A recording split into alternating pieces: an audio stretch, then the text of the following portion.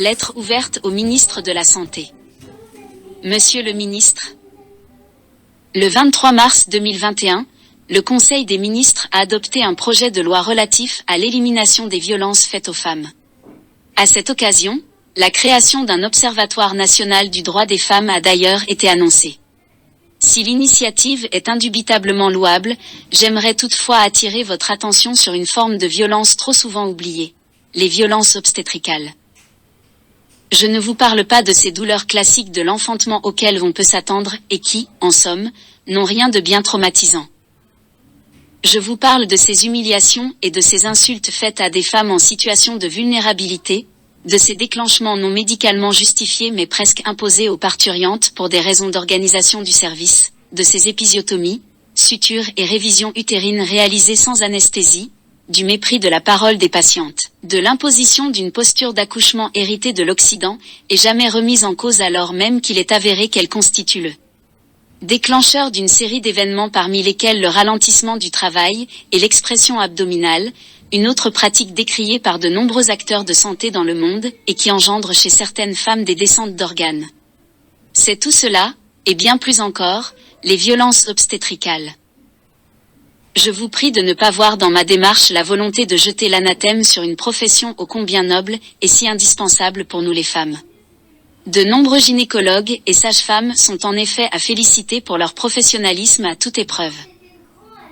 S'il y a dans la profession des individus au comportement déviant contre lesquels l'arsenal juridique actuel permet déjà d'agir, il y a aussi, et surtout, celles et ceux qui, du fait d'un plateau technique scandaleusement lacunaire et d'un manque cruel de ressources humaines, deviennent malgré eux des soignants maltraitants. En effet, comment exercer dans les règles de l'art quand le strict minimum fait si souvent défaut ?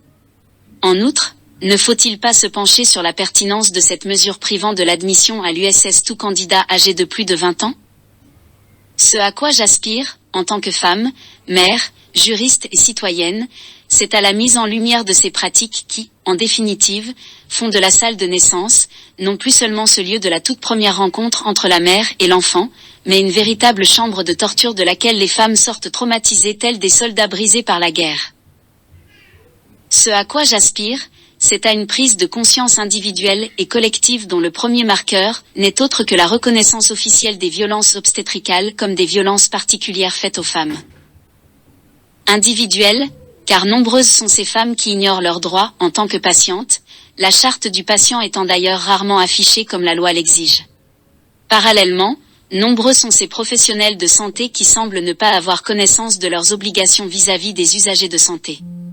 À ce titre, j'ose espérer que le Code de la santé encore en projet consacrera au moins un titre entier à la question des droits des patients. Collective, car le phénomène n'est pas qu'une banale exception à une routine obstétricale habituellement bienveillante. J'ai pu le constater à travers des enquêtes que je mène de ma propre initiative. Il vous suffirait, pour vous rendre compte de l'ampleur du phénomène, de mandater un rapport. Vous pourrez notamment constater cette crise de la confiance qui s'est installée à l'égard du corps médical, alors même que cette notion de confiance est censée être le socle de la relation médecin-patient. Nous femmes, constatons et apprécions cette volonté de revalorisation de la femme manifestée par le gouvernement. Mais, faut-il le rappeler, nous constituons à ce jour le moyen de transport le plus sûr pour arriver sur la Terre. Rien que pour cette raison, permettez-moi de revendiquer pour chaque jeune fille, chaque femme mariée ou non, un accouchement humanisé.